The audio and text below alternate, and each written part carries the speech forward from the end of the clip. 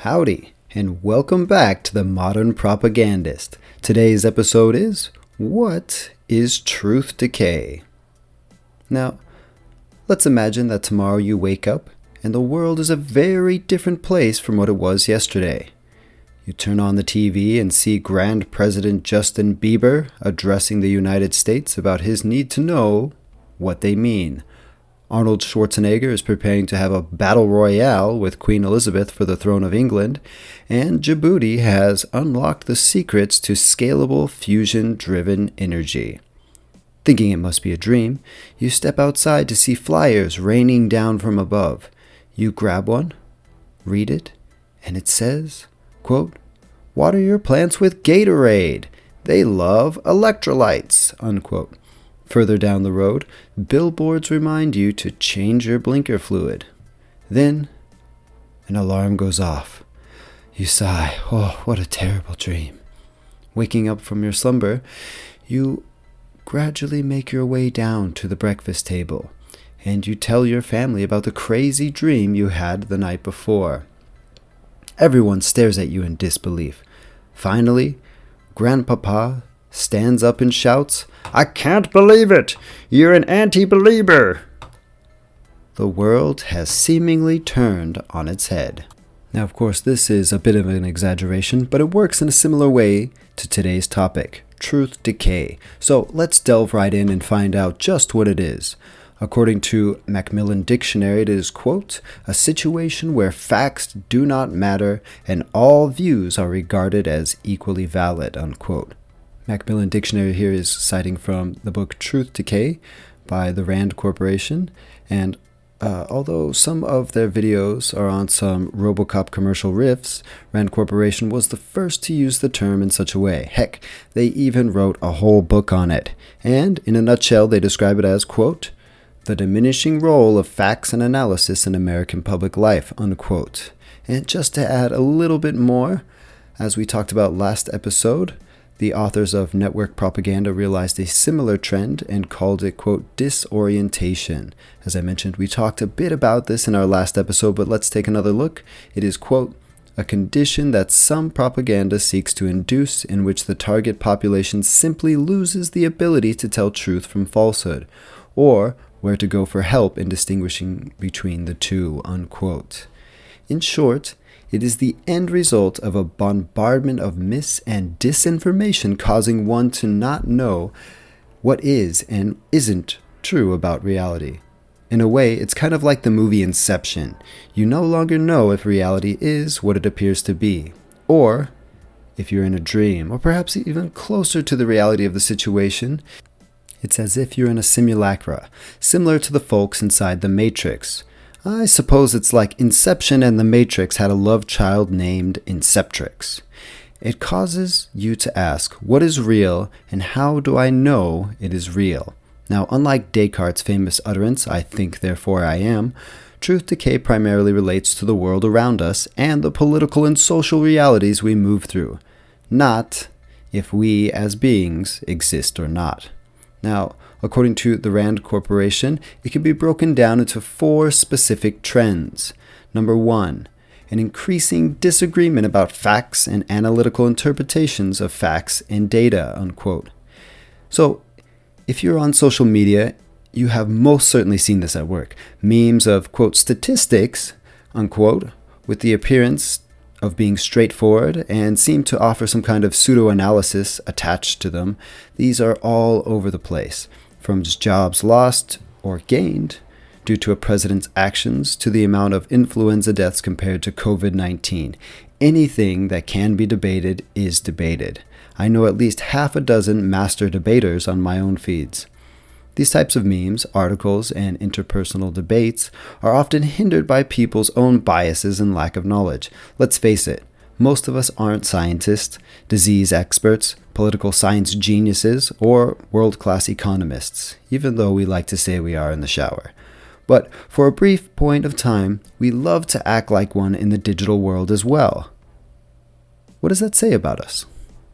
Now, the next 2 kinds of trends kind of blur together, so let's put them together and then talk about them a little bit. Number 2, quote, a blurring of the line between opinion and fact, unquote, and number 3, quote, the increasing relative volume and resulting influence of opinion and personal experience over fact, unquote. Bridging off of the first point, there is an increased value in opinions rather than facts these days.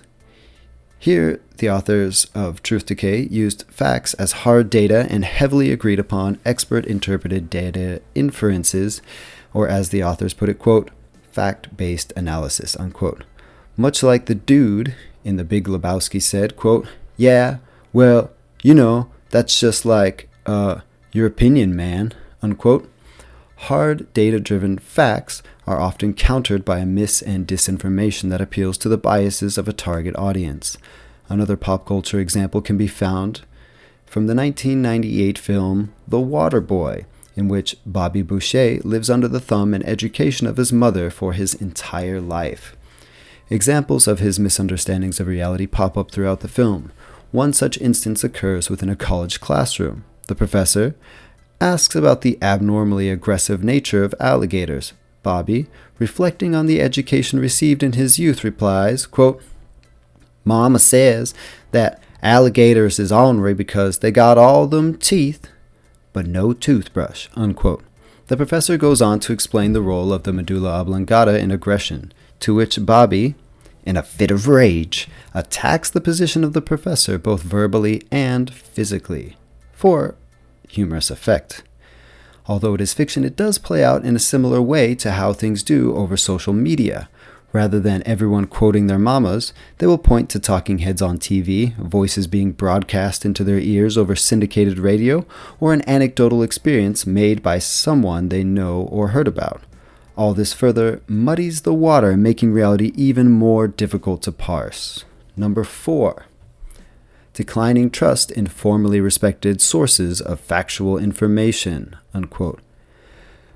Many older folks tend to get all warm and nostalgic about, quote, when the news was the news, unquote, and feel that there's a lack of trust between news outlets and people consuming it. Tales of Walter Cronkite reading the news as it was and leaving it at that have become a bit of a national myth flowing through the veins of new media consumers. Now, there is a debate of how much the news was really displaying in the past, but people generally assumed what they were seeing was what reality really was. Can you say the same now? As a panel of experts and miscellaneous talking heads shout over each other, trying to prove a bona fide point within a very strict time limit, are people really engaging in the flow of information? This lack of information and the growing understandings of the misuse of media power in the past have begun to lead to more and more people distrusting once highly esteemed news sources. In fact, this is something we have begun to really hear about in recent months.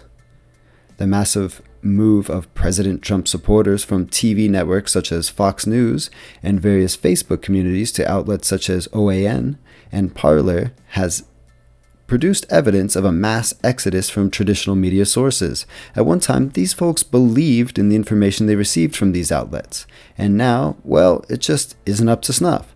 So they have to look elsewhere to, in a similar mindset to Bobby Boucher, find people who say, Mama says so-and-so is the devil, unquote. This is just the latest evolution and is by no means a phenomenon only found in one section of the political spectrum. As a theory, Truth Decay has a lot to offer people in regards to understanding how the flow of mis- and disinformation influences their daily lives. It also could help in finding ways to halt or hinder the growth of mis- and disinformation. It is important to know that the phenomenon of truth decay or disorientation as something to study is a recent thing. If you'd like to have a more in-depth look at the phenomenon, take a look at the description for some guiding links. For now, we can rest assured that from potheads to politicians, truth decay appears to be something we should all know about. Thanks for taking the time to check this episode out and let us know what you think in the comments below.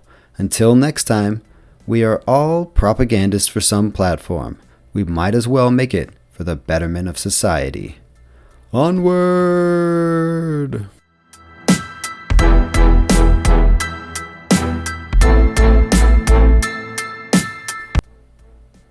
Hello again. If you're picking from our fruit tree, please feel free to subscribe, share, tell your grandmama, your grandpapa, your baby mama, anybody you want to about the Modern Propagandist. We're not asking for much.